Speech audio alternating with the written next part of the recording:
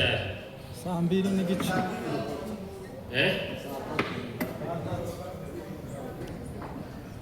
Natwe se twogeze ayo masaha?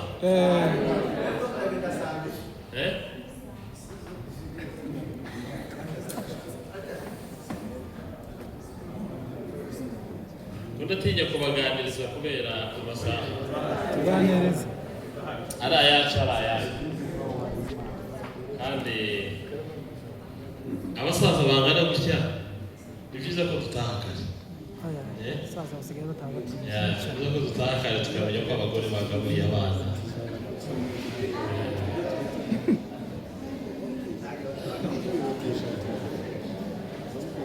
Reka dusome mu gitabo cy'ibyakozwe n'intumwa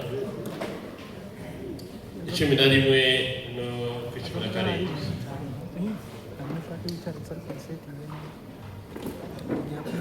Ndashaka kuganira umwanya ntazi nitumara dutarameho nk'iminota 10 usezerane gatoya. Zo kumfashaga Sebeni ibishagasha biza bikunda Sebeni. Agira dusomera 11:19.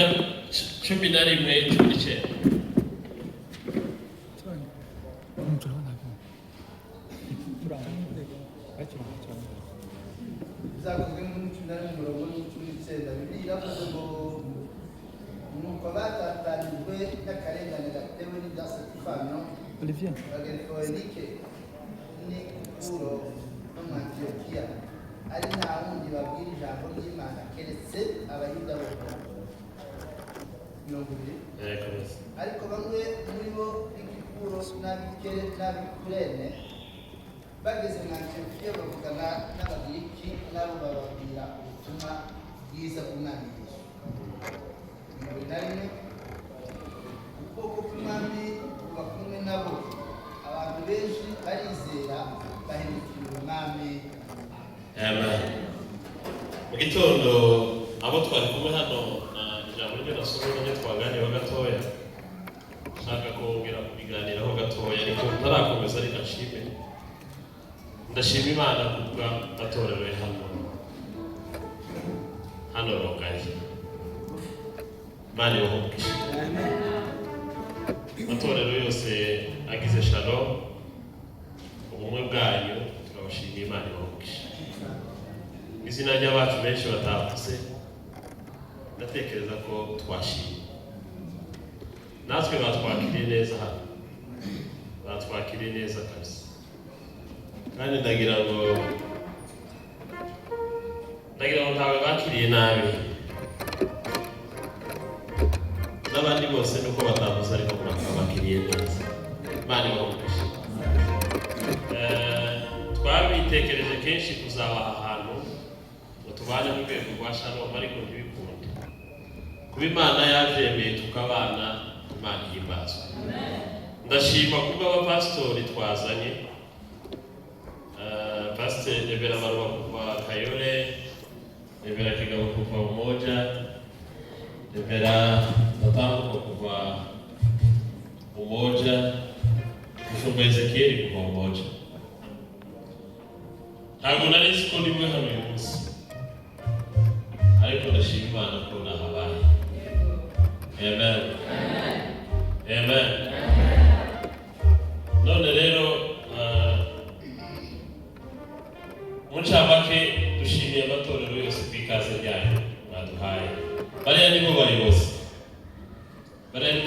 ba Shalom, n'abandi tutagendanye ariko bariya nibo bayobozi bacu. Nije bahaye umwanya gusa muvuga ariko bariya nibo bayobozi. None rero munyemera tukaganira gatoya. Baba muntera ubwoba. Muratera kumushishimuka gatoya. Ndabona mufite n'izo. Bari ni saa 6. Bahaze. Nari babwiye ko mu gitondo ndasubira mu gatoya ku itorero ryo muri Antiyokiya iryo twaganiraga mu gitondo. Maze iminsi ndimo kubitekereza ku mpamvu yo kwiga ariko ni igitorero rifite ubuzima. cyane cyane ubuzima bw'itorero nivuga gutuma nababwiye ngo itorero ryo muri Antiyokiya ntabwo ryatangiwe n'ababyara n'abarumuna n'abakuru n'abavandimwe, ryatangiwe n'abantu bahunze gutotezwa kwa Sitefano ngo bagereyo babanza kubwiriza abayuda bene wabo, ngo bageraho barahindukira batangira kubwiriza n'abagiriki, ukuboko kw'Imana kubana nabo batangira itorero. Bamaze gutangira itorero, amakuru yabo ngo arazamuka agera i Yerusalemu. Amakuru amaze kugera i Yerusalemu baravuga ngo tubohereze umugabo bita Baranaba aramanuka. Biravuga ngo Baranaba yari umunyangeso nziza kandi ngo yari yuzuye kwizera, kandi munyikirize amen. Abegere munyikirize amen.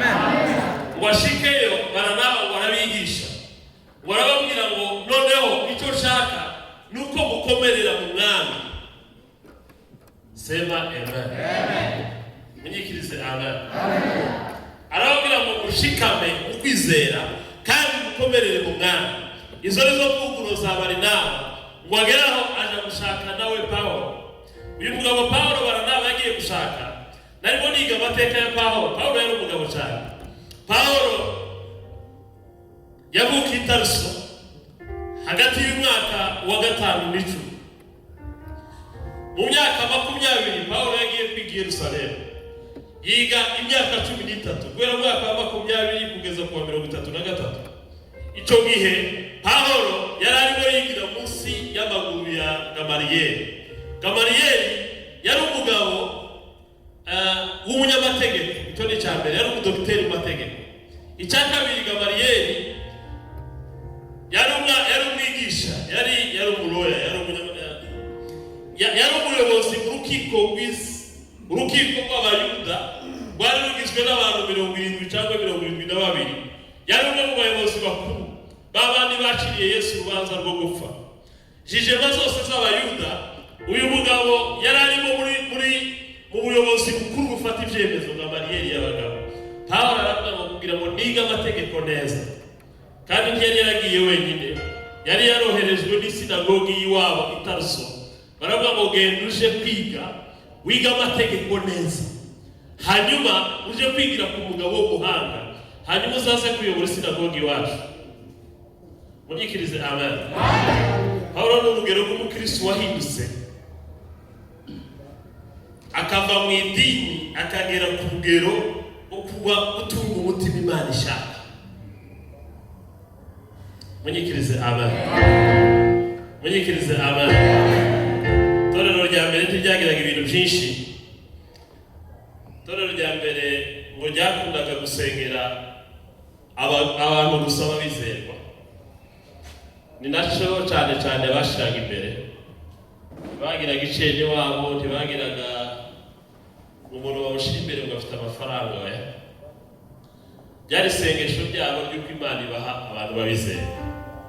Nusoma mu gitabo cy'Abaroma 16, Pawulo yandikiye abantu benshi, aravuga ngo muntahirize runaka wemewe. Bashakaga umuntu ufite ubuhamya, baje gutoranya abadiyakoni, baravuze ngo mushaka abantu bafite kwizera, bafite n'ubuhamya bwiza. Pawulo yandikira Timoteyo, aravuga ngo ushaka umwepiskopi ntabwo ari igitangaza umuntu nifuza kuba asikofu, ariko abasi gutegekaho mu rugo rwe neza, atari umusinzi, azwi neza n'abo hanze. Munyikirize amen. Itorero rya mbere kimwe mu byo byitagaho kuruta ibindi ni abantu babizerwa, abapatrinazi babizerwa, nicyo bashakaga. Pawulo yanditse umugabo witwa Epiwati, sinibuka neza. Aravuga ngo uwo mugabo ndamukunda cyane, ngo n'icyitegererezo cyabo muri Aziya bahindukiririye umwami Yesu. Munyikirize amen. Torero rya mbere ryifuza umuntu uhinduka, impinduka, ubuzima bufite impinduka, ubuzima buhinduka. Pana kumenya kuvuga, kwiga imibereho ihindutse. Pana kumenya kuririmba, kwiga imibereho ihindutse. Nicyo torero rya mbere yitagaho cyane.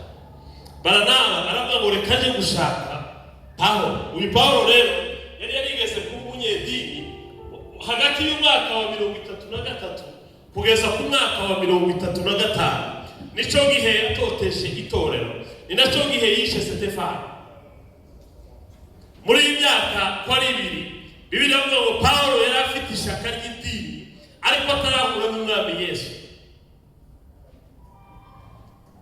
Siko umuntu yovuga ko tumatarahura na Yesu. Mureke ndirimbe nahuye na Mesiya kandi muhura no Mesiya sibisanzwe.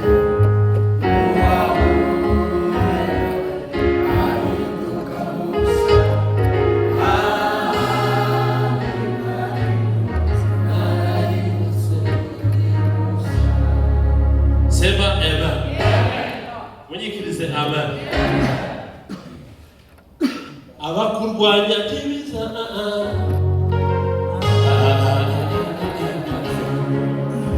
ariko Imana nyir'ijuru n'isi ivuganye nawe. Sema amen. Sema amen. Ibikurwanya tibiza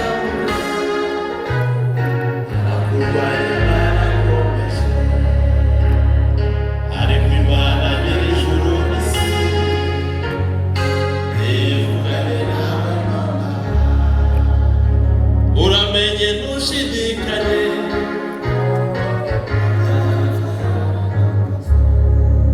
Ariko munyikirize amen. Tewe nawe ni umugabo kabisa, afite indirimbo nazo ndirimba zikomeye zimeze ukuntu. Hari indi yaririmbye avuga ngo bahora bakubita agatoki ku kandi.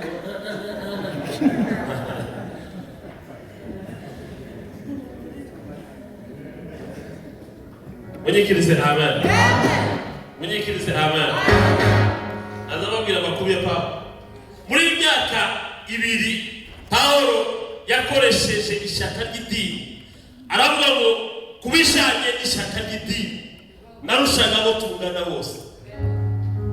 Kubishanye no kuba umuyuda, ndi umuyuda nakebwe ku munsi wa 8.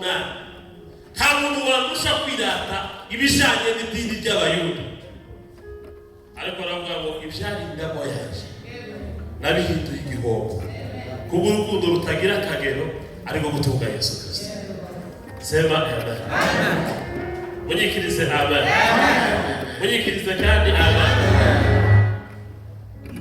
Mwaka wa 36 kugeza mu mwaka wa 38, imyaka iri hafi 3, niyo myaka Paulo yajaga muri Arabiya akagaruka i Damasiko. Yafatiwe i Damasiko aja gusenga muri Arabiya. Aravuga ngo ntabwo nshaka kwigishwa n'abayuda, ndashaka kwigishwa n'Umwuka w'Imana. Umwuka w'Imana amwigisha imyaka 3 muri Arabiya.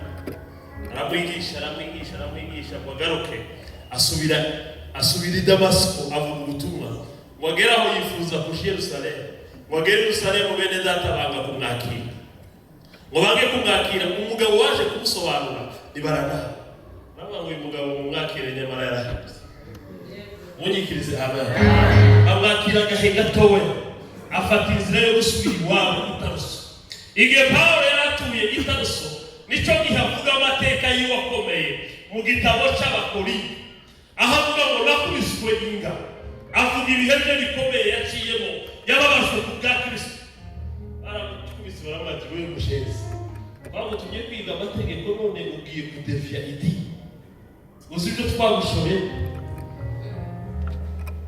Ageza ababwira ngo murabizi ko kubarenganya itorero.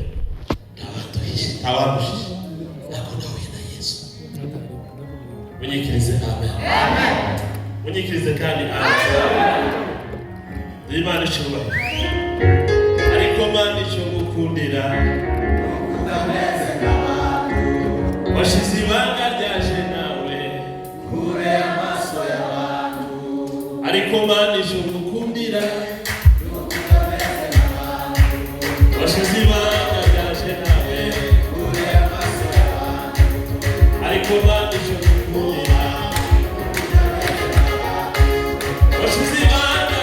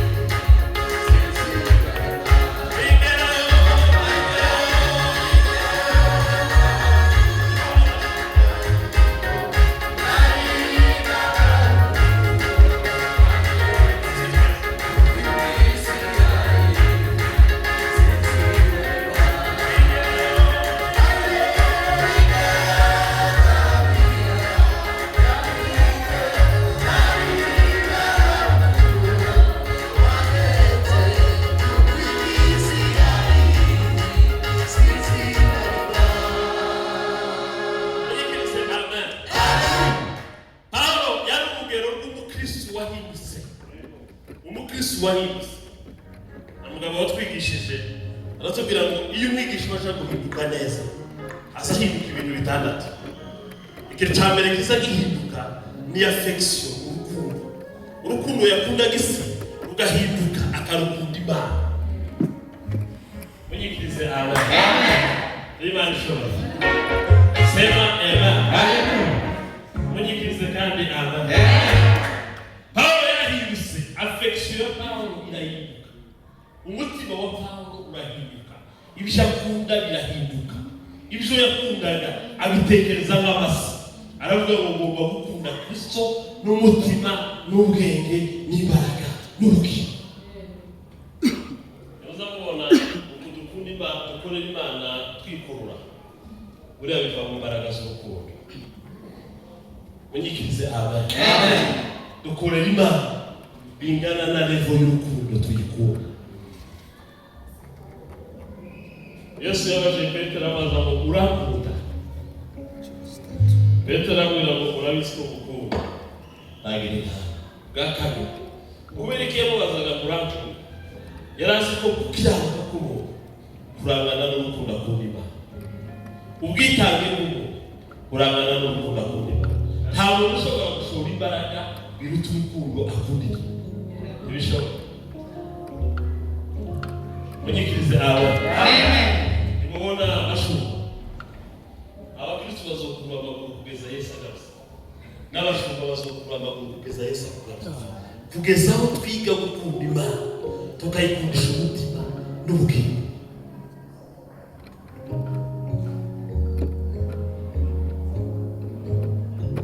Amen. Yanyeretse ineza,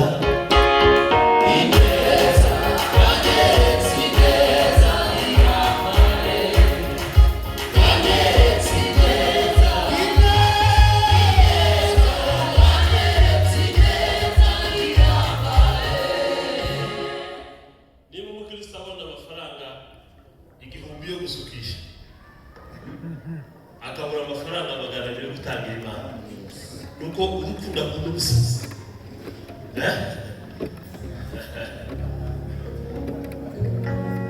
Banyeretse ineza, ineza, banyeretse ineza, banyeretse ineza, banyeretse ineza. Ntabwo utanga ikiguzi kucyo adakunda, ntabwo utanga ikiguzi kirenze urukundo. Imana tuyiha ubusa kubera ko urukundo rwacu rungana n'ubusa. Imana tuzayiha ibyo dutuze kubera ko urukundo rwacu tuyikunda ruzaba rumaze kuruta ibindi. Bibiliya iravuga ngo icyo ngaya Efeso nuko mwarese urukundo rwanyu rwa mbere. Iyo urukundo rugabanutse, commitment, ubwitange buragabanuka.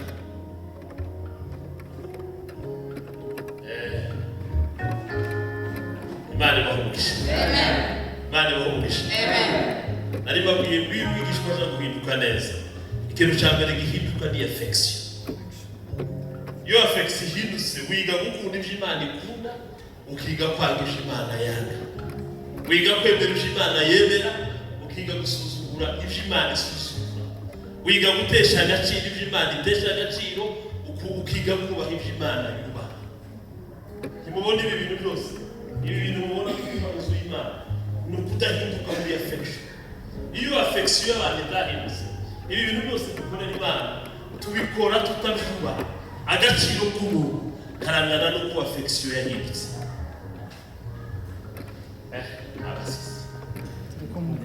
Imana ibahugisha. Buntu bwawe nibwo bwangize ubundi we.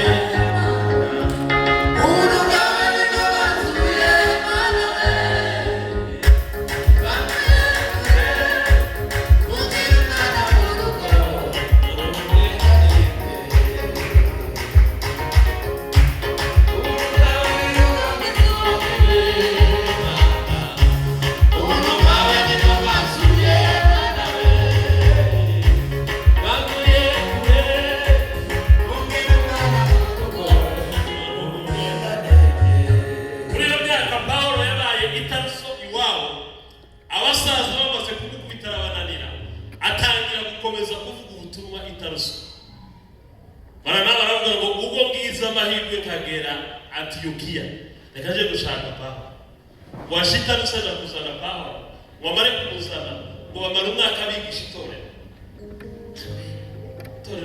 gitazi yatari kabisa itoto nabashekeje ngo itorero ryo muri Antiokia ntabwo ryari itorero ryo kubembereza abakristo itorero ryabaye bacuwa umwaka umwe abakristo barahinduka izina ry'ubukristo rirahinduka biravuga ngo muri Antiokia niho abantu batangiye kwitwa abakristo kuko bari ubuzima bwabo burahinduka kandi aba bantu bahindutse ubuzima bwabo ni abantu bamwe b'abanyamahanga bari bavuye mu bigirwamana abandi bari abayuda b'abanyedini ariko Pawulo n'abantu n'aba barabigisha barahinduka umwaka muzima babigisha biravuga ngo ingeso zabo zirahinduka batangira kwitwa abakristo mu yandi magambo umuntu akareba umugabo akavuga ati uyu mugabo si ko yari asanzwe umugabo tuzi wari umeze gute ni Kristo.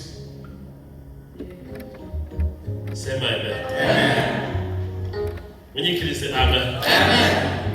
Munyikirize kandi amen. Munyikirize kandi amen. Ubu butumwa bwari hatari. Petero umunsi umwe ngo yihakanye Yesu. Petero kuri yagira gutkoryo cyane. Petero yakundaga Yesu. Ariko yari umugabo uhindagurika.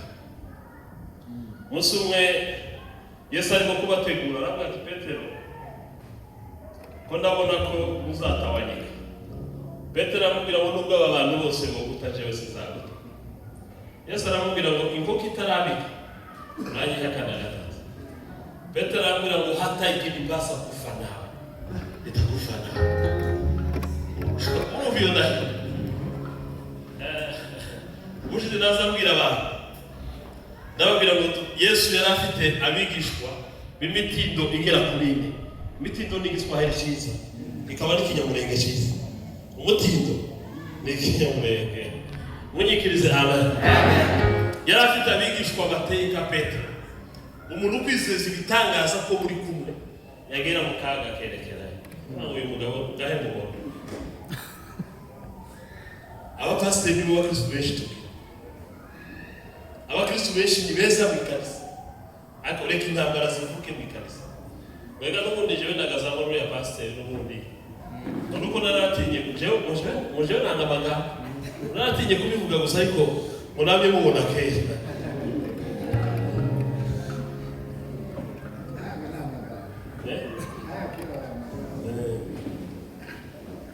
iyo yari kategori y'umugabo yaba mu bigisha ba Yesu Kristo mushiza bari kumwe mu bibi biteguye kumuhana akoga kuri kwikanisa rigomba kumera yehe tugagenda nwa gayigendera nyene yehe mundeke abayisiraheli bakaleta isanduku ly'agano lya Rurema Kaika Kayakati Wamidawudi atangira gutamba mukage irya kamubona anamunegura mukatiko mutima yo nako Dawudi yashakagira ariko nibina gutamba abo bose ndirimbo z'igifurere cyangwa babavuye ku mutima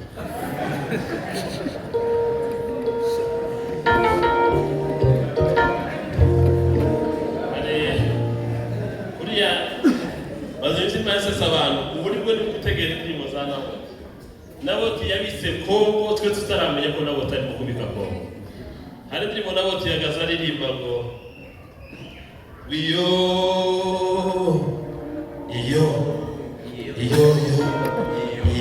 aba mumva imaganya Yesu kunagana mukiugowe kiriba kunagana Mashi walishashira kiugo we iliba kubatire kiugo abalenga kubigwe Nabo tera buzanga igihugu nubwo tubwira bute ngo kizaduca munyanyiri bizotuchovya nyenjo none turi mwabaye tumusireze ukundi cyabashimya nyenjo agasohoka karimo mukuzene wagira burigo wagira bwisha ugashashwa inzigo n'urundi n'ubushobani bitagatumugana hano nabo tiyari yareretswe yari igitangaro inzigo urugi niki ishari ubushobani ngo bizotuma tutarama ariko muza abantu babaze gukindagurika hari kandi izi ndirimbo tunanirwa kuzumva ngo tuzisengere tukiri muri Kongo tukaba twitera ikorari ngo twumve ikorari iririmba ngo twumve neza icyo iririmbira bakabanza bakicara bagahaguruka n'agakora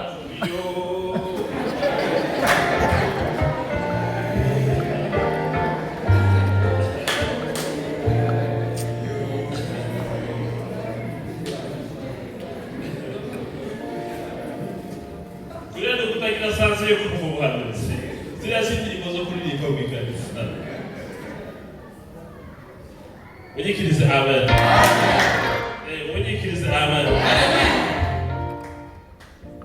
nimemuona asiyebadilika Yesu asiyebadilika nimemuona asiyebadilika Yesu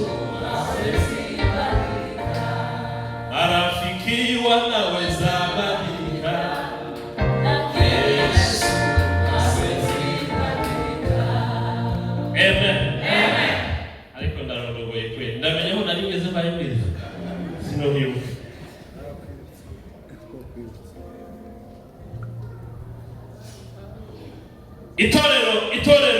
itorero ryo muri Antiyokiya aje gusoza isorezeho yari itorero rifite ikintu cya mbere ryari itorero ry'ivuga butumwa ivuga butumwa no gushaka abapagani Imana ikabana nabo ubisherebera ngaruka afari itorero ryo kurwanira abakristo ubisherebera ndatamu itorero ryo gushaka abapagani undi mubazi ubaseri bwacu mubazi iki budatekereza ku mariko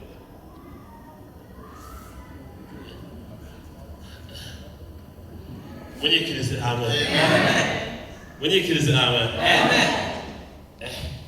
siko natongose cyane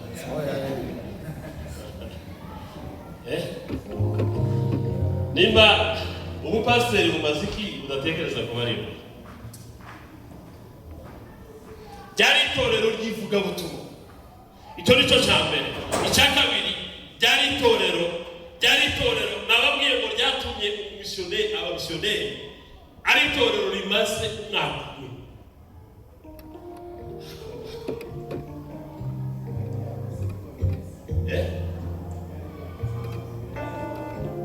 ryatumye abamisiyoneri mu mwaka umwe Mwuka aravuga ngo mpamagarira Baranaba na Sawuli baje ku murimo n'abahamagara umwaka umwe ryari rimaze gutuma abamisiyoneri none wakibaza ngo se aya makanisa yacu ari mu kumara imyaka 10 akamara imyaka 10 akamara imyaka 20 akamara imyaka 30 ataratuma umuvuga butumwa umwe waje gushaka abapagani tuza twumva icyo Umwuka yazi Bibiliya iravuga ngo icyo akora muzahabwa imbaraga Umwuka wera n'abamaraika azabahindura abagabo bo guhamya Yudeya Isamariya kugeza ku mpera y'isi Umwuka wera ntiyaje ngo tubwo tuzuzwe mu ikanisa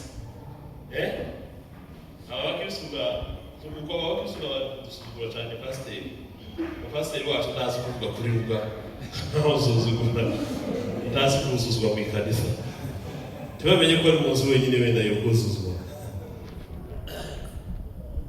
abakirisuga dusuzugura cyane kubera ko tutazi gutera agakorasi akaba ari ofiseri w'umunyantege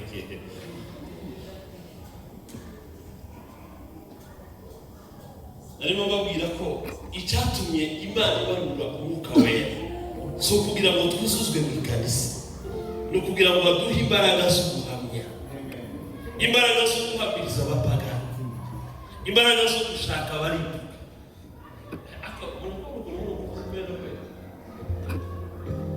hari n'abakecuru ubona babuze muri ubwo ukuntu bimeze neza cyane ariko ga mbabazi ninde ugikeneye gukizwa hano ninde ugifite ubukene bwo gukizwa muri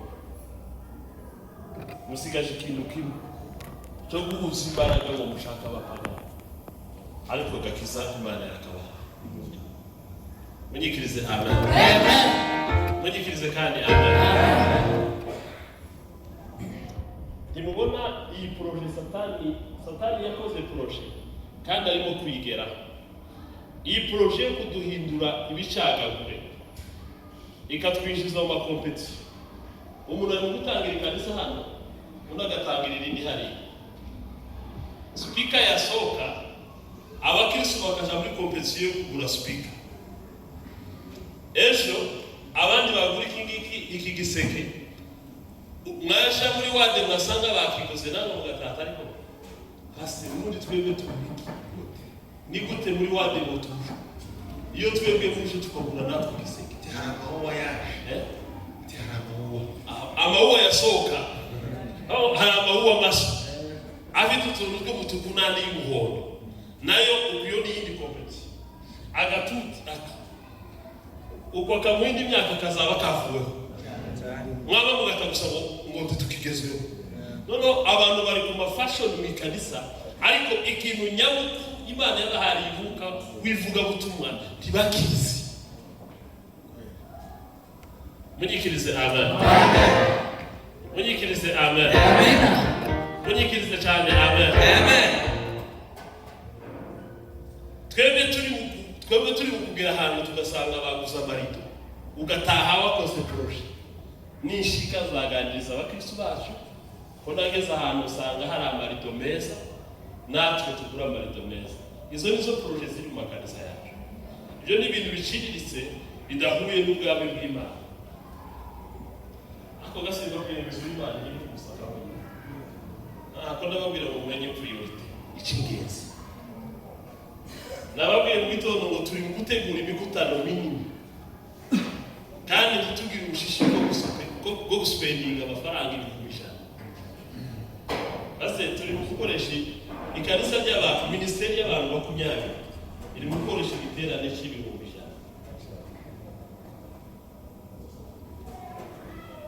ari amafaranga namwe muzamuyabona unyikirize ari amafaranga namwe muzamuyabona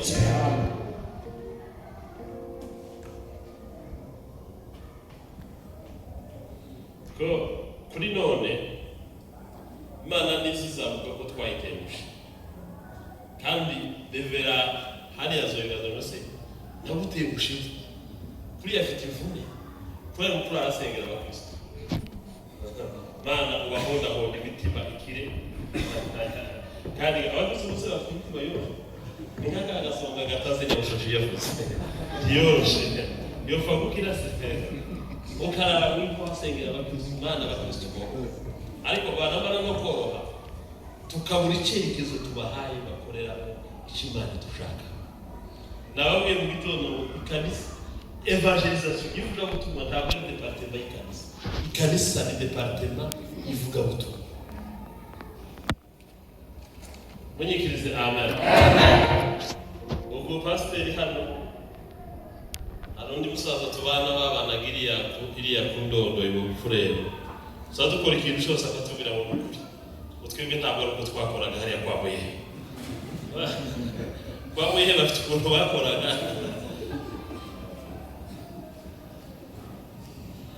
nicyo gituma babona dufite intambara nyinshi buriya pasiteri Devera Maruba yavuye muri sepake kandi bagaza bakiga kadeze jewe ni kadeze hari undi kadeze uri hano nawe turahari cyane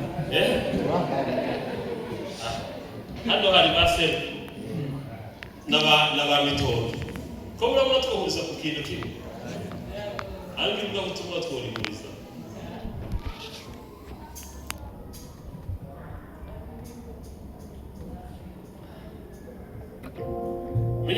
amen. Sina navuze ko ndarona gorare.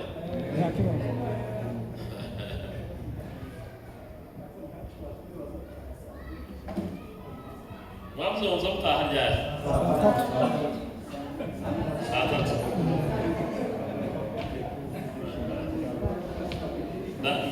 Ndasoza kare abagabo boje kuba kubita mukereje hano. Bose abagabo bose baje gusenga.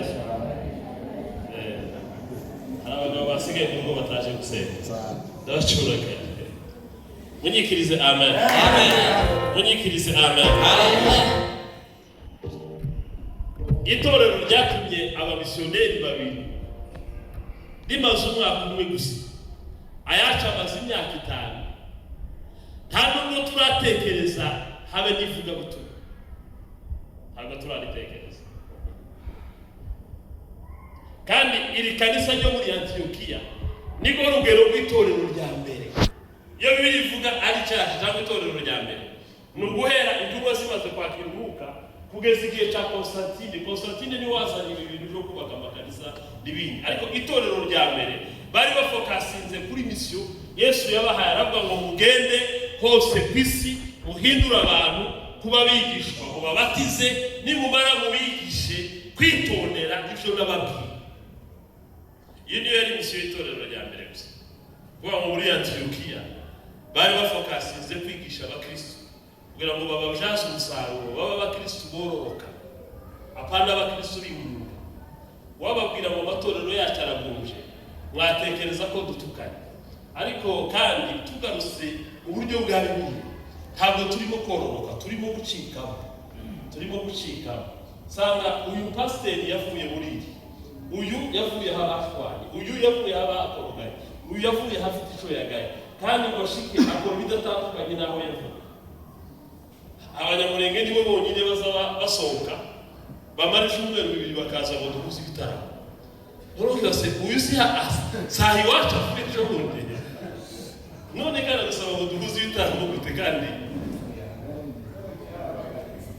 kwano kukinira mu kanisa.